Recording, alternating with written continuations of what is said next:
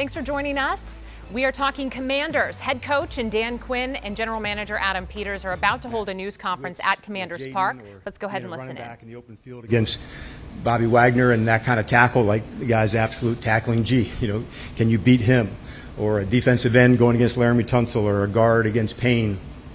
All these little matchups helps you bring out your best going against their best. And each summer, everybody asks me, hey, what's your favorite part of training camp?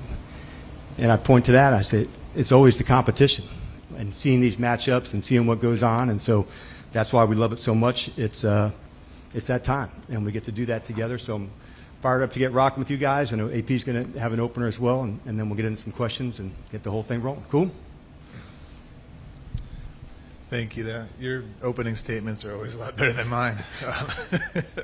I just want to start and say thanks for you guys for all being here and really excited for this year. I know there's a lot of excitement last year, and this year feels even more for myself in terms of just what we've built here and what our ownership has allowed us to build. And you see, you won't be able to see everything right now, but as you guys get into it, we've done a lot of improvements to really everything here. We got a new bubble. I'm sure you guys have seen that out there. The fields look incredible. Shout out to Pete Benevento and his crew. But really, when you guys get into the building and the things that Josh has allowed us to build for the players, really proud of that and really thankful for that. We have a new locker room. We have new meeting rooms. We have a new nutrition center. Like I said, new bubble. It just goes on in terms of the things that we've been able to do. Tons of new recovery stuff for our players. So we're really proud of all that and really thankful to Josh and Mark Klaus and his crew for making this all happen. So just touch base on the recent signing. We signed Von Miller yesterday and just really excited to add him to the fold too. Not only is he one of the best pass rushers of all time, but he's equally incredible in the locker room, and we're going to continue to bring guys like that in the locker room. So really excited about that move, and really with that, take your questions and get rolling. All right, Adam, this one, we'll start off with the fun stuff right away for you. What has been communicated to you about Terry, whether reporting or not reporting? What's been communicated to you about him? Yeah, we haven't spoken about that, but just like with really all of our players, we're expecting everybody to be here today.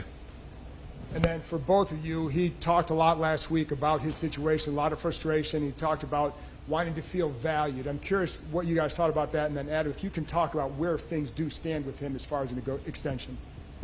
Yeah, I mean, first I think without a doubt, I think everybody in this building values Terry very much, and we knew that coming in, and we knew that even more after spending a year with him. In terms of where we're at, we've had conversations recently, and we'll look to have some more conversations, and we're going to do everything we can in order to get a deal done. Adam, with regards to Von Miller, how much was just obviously his career speaks for itself, but how much was it like watching OTAs and minicamp thinking we need a little more, or was it sort of the plan to kind of add somebody all along? Yeah, I think just in our conversations with DQ and myself and the staff, we did see pass rusher as something we still wanted to add throughout the time. During free agency we looked to add a few guys and didn't work out. So, but we saved some money aside really in order to do this and find out the best guy out there. And I've had a lot of history with Von and know the type of person he is. Obviously, his play speaks for himself. And when you turn on the tape from last year, I was like shocked to see how good he still was and how well he got off the ball and just what type of impact he had on the field. And knowing the type of impact he had in the locker room in Denver, and then getting unsolicited calls from the teams that he's been on since then talking about what a great guy he is, that really made it a really easy decision for us to bring him in. We brought him in a couple weeks ago, or I don't know, it's been a few weeks now, but had a great meeting with him and just knew he was the right guy to bring in, so we're thrilled to have him. And for both of you, apologies in advance, you guys had a pretty distraction-free season last year for the most part. There's been some news lately involving the stadium, the president weighing in on that. Does that get to any part of the building? Is it something that you guys even think about, discuss, or what do you kind of react to that? Yeah, want me to take that? Sure. So, look, we're really focused on everything in the building and getting ready for this season and getting our guys in here and getting the building ready, as I talked about, with everything. And in terms of anything, whether it's the stadium or anything else, those things aren't really, they don't come to our, they don't really make it to us. So we really just try to focus on what's going on in here and getting ready for the season. Good afternoon, gentlemen. Coach's questions for you. Okay. I go back to last year, Sam Cosme's comments on Frankie Louvu, kind of getting to know him, and then kind of, I don't know, being surprised, but maybe being kind of just impressed by he's not just a linebacker, but he can rush. Like, that was kind of Sam's words. When you see that type of, like, maybe an unexpected characteristic about a player you brought in, what, as a coach, like, kind of how does that strike you? You know what's cool, David, about when you go from like year 1 to year 2, they've now realized what other things can a person do, and highlighting how we feature players into different spots. And so I think that's a good example of that, where he doesn't always have to be exactly the position that he had. What we found is this collaboration, amongst teammates, offense, defense, on teams, the way they help each other, support each other. That's what we'd hope to build. That's the standard of a commander, of somebody that's like digging in hard to try to get one another better. And that's kind of what the cool part of being a part of this team, the environment they created together to recognize these special traits in one another, and then saying, hey man, that's hard when you line up there or do this move, or I can see how you tipped it away, so be careful of that. So the feedback across the ball, in the locker room, outside the locker room, is what we'd hope to create an environment. It doesn't happen like right overnight, but it does take place once you get to know each other better and find their strengths. So that's what's going to be fun to me about going into this camp for 5 to 6 weeks, because we've also added some new players into that mix, and to see them into that spot, like I'm really excited. This is a number of players' first training camp here with us. And then you talked before about second-year players in the NFL, just general second-year players taking that biggest leap this season. How early can you kind of hope to really see signs of that expansion of their talents?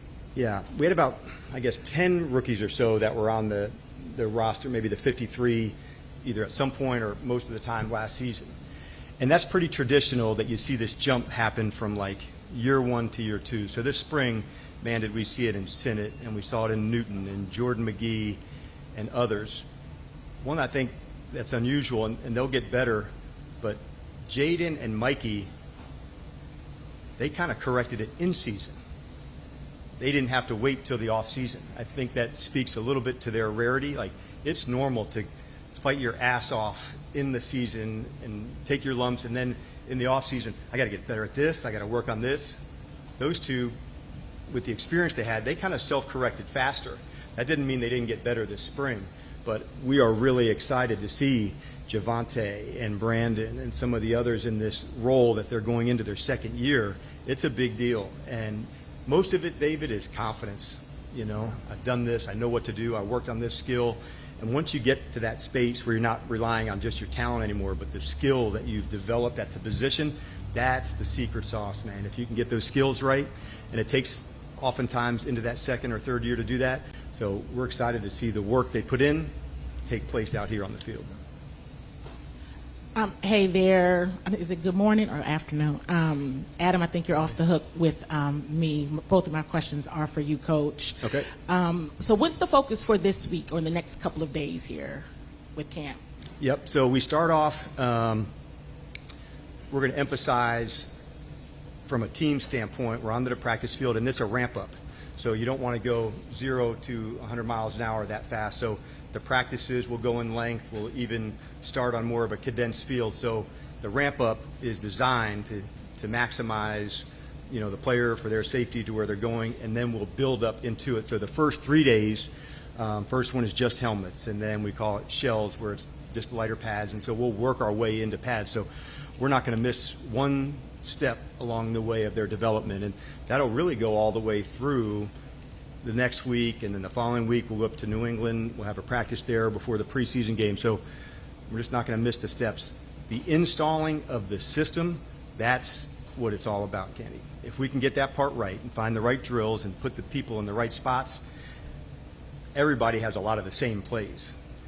it's not what's called, it's how you do it, how you can execute it. And so that's what the real teaching goes on here over the next few weeks. How sharp can you get at your skills?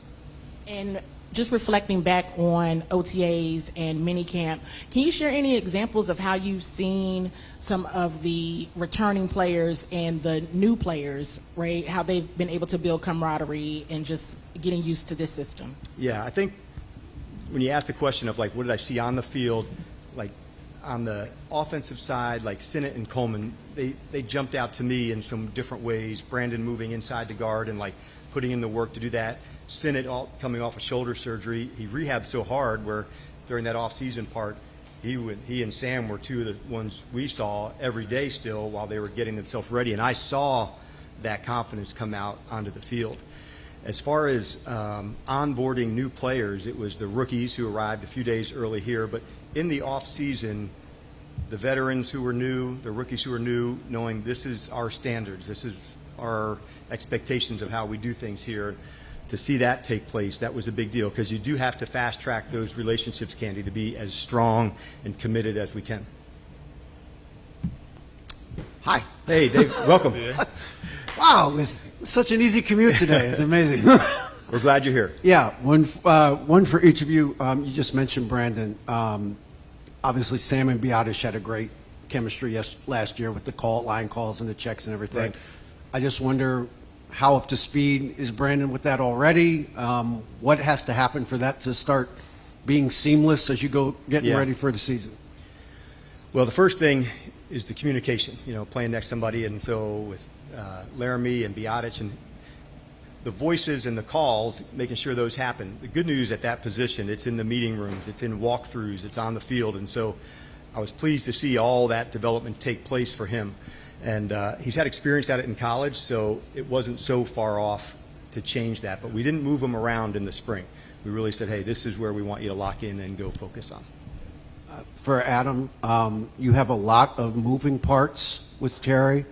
You have history, you have future, you have philosophy. I wonder where all of those points meet for you and the organization in terms of trying to find a deal that's fair for the organization, but also fair to Terry and what he means to the team.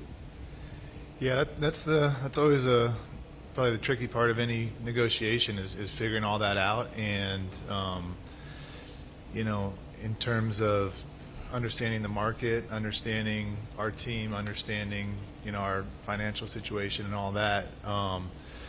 But I don't think I've been a part of a negotiation where it's been really linear and smooth and everything like that. But I think, understanding where they're at and understanding where we're at and trying to close that gap and come into something is really the kind of all the nuance of it and staying really above board and negotiating in good faith. All those things come together and that's how you come to a deal. So as long as it fits in the construct of what you want to do and how you want to build it and what the player Terry in this instance is comfortable with. So that's what we're working towards and we're having some good conversations and we'll continue to. For Adam, you had mentioned your past relationship with Von Miller and his kind of value in the locker room, but from the outside looking in, he's also someone who's had a couple of off-field suspensions in the past. So when you're maybe talking to fans, how heavily do you weigh those kind of off-field concerns and try to relay that to fans when you're making those kinds of decisions?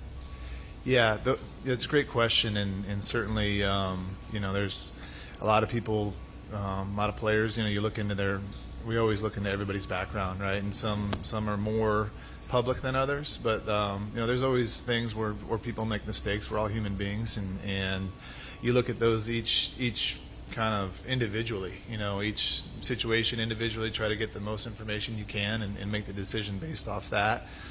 It's not always, what you read. It's not always, what you hear first off. We all know that in the news. You really got to do your own work, and we have a lot of people that do that for us. And then you either are comfortable with it or you're not. And with Vaughn, knowing the type of person he is, knowing, the nature of situations, we felt really comfortable with that, and we did a lot of research to back that.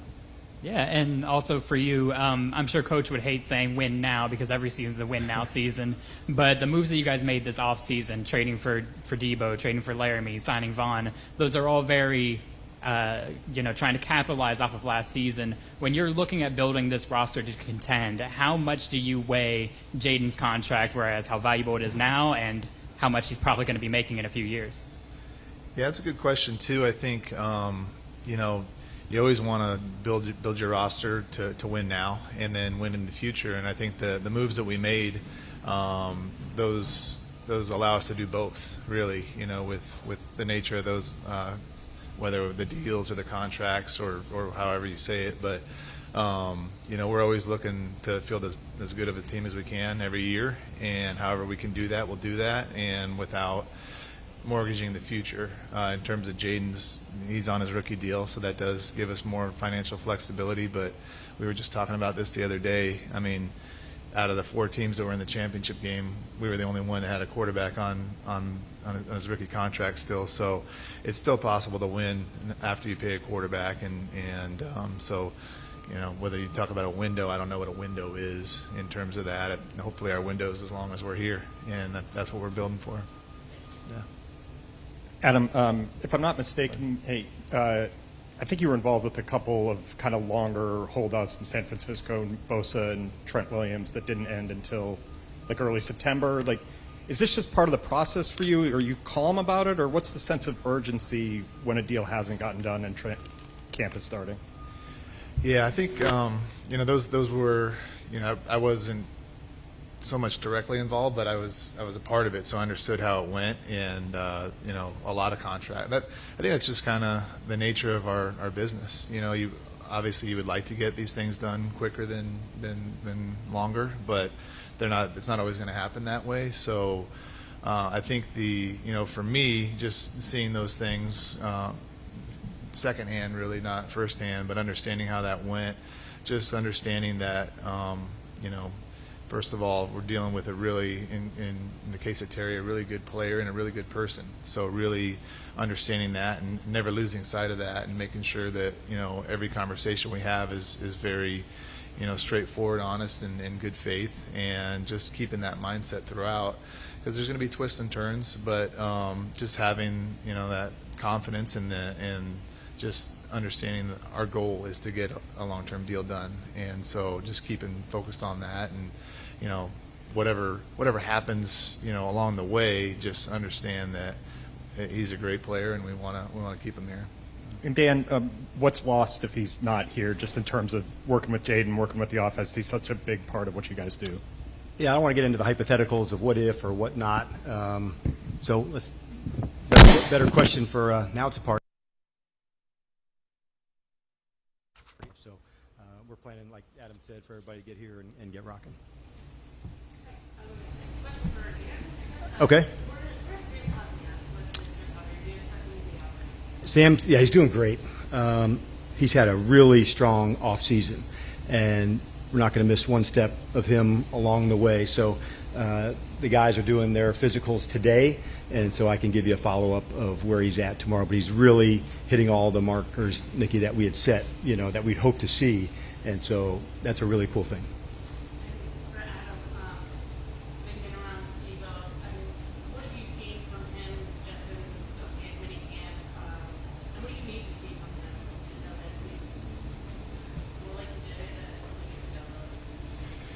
Yeah, I think with Debo, what I've seen is, and I didn't see him as last year in San Francisco, but just he's always had a great joy about him, and it seems as good as it's ever been in terms of his love for being around football, playing football, being around his teammates, and being on the football field. And it was almost enhanced this spring, just the way maybe he's, and I don't want to speak for him, but maybe being in a new offense and having new challenges, he seems like he's really revitalized, and he's been an awesome teammate, and he's really you guys will see him, he's working his tail off to be in excellent shape. But the one thing that probably every player that comes here, and when we play in our offense, it's fast. So understanding that it's a little different than a huddle-up offense where you have to. So he's taken that challenge on and really worked on, having great wind and being able to play over and over and over again. And he's really worked his tail off this whole offseason. So really excited to see where he's going to go. But in terms of how he's been so far, I couldn't be more pleased. The word I think of for him is for Debo, I think of joy. Like he has it. Like you see it on the practice field, you see it in the meeting rooms. There's an energy that he brings to our team that is, you feel it. And I certainly did right from the beginning. This question's for Dan. Obviously, you're a rookie quarterback, not a rookie anymore. Jaden Daniels had a pretty good year last year. So what's the next step, the evolution of Jaden Daniels? What does that look like? Yeah, I think more growth. And one thing I've learned over the year from Jaden, and there's no limits on him, because this is somebody that absolutely is a savage from a work standpoint and just absolutely puts it in. So the skill work, the techniques, the knowledge of the offense, all of those things are going to be enhanced. And he's thrown himself an excellent offseason. We had a good conversation on the phone just the other night, chopping it up about the team, the summer, the offseason, and you can feel his energy. And just walking out here, when you walk into our building, there's a lot of energy with our team, and he's right in the middle of all that. But I would never count him out or, put him, mistake him for not doing anything other than absolutely emptying the tank to go for it. And Adam, for you, comparing your feelings about the roster construction last year at this time versus to where you are today going into your second training camp in Washington. Give me your feelings, differences about just how you feel overall about the roster construction, what this team looks like right now compared to where it was last year. Yeah, I'd like to think we're better. I would, but really just it was cool to see the players that we hadn't been with last year get so much better and get so much closer last year and work together, and then all the players that we drafted get so much better, and then bringing in a lot of guys from through trades or free agency this year and see how those guys mesh together too. So really like impressed with the job that DQ's done in bringing everybody together. I think that's probably the coolest thing. And from year 0 to year 1 and then year 1 to year 2, continuing that. So I think we have a better roster. That doesn't always mean you're going to have more or less wins, but certainly really excited about the group that we have together, not just the talent, but just the people. For Adam, the Commanders have the oldest roster in the NFL. I guess first, how does that hit you? And second, is that kind of based on the dearth of talent or playable players that were here when you came in? How does that go? How does that happen? Yeah, I'm sure there's a ton of factors that go into that, and there are a ton of factors that go into that. But I think really, signing guys like Bobby or Zach, those guys, I think we showed last year. People thought we brought them in to be like coaches on the field, but and certainly they are. They pass along a ton of knowledge, not just to the guys in their position group, but to guys across the whole defense or the offense. And Bobby and Jaden have a great relationship too, understanding and making each other better. But we saw with those guys, they're still really, really good players, and that goes the same for a guy like Vaughn. He's older, but he's still got a lot in the tank. So we're going to look for great players that fit us, and whether they're 22 or 35, if they can help us win, we're gonna bring them in. Before you two guys arrived, this place wasn't exactly a desirable place for a lot of free agents to come. And talking with agents and talking with the players, are like, yeah, we're good.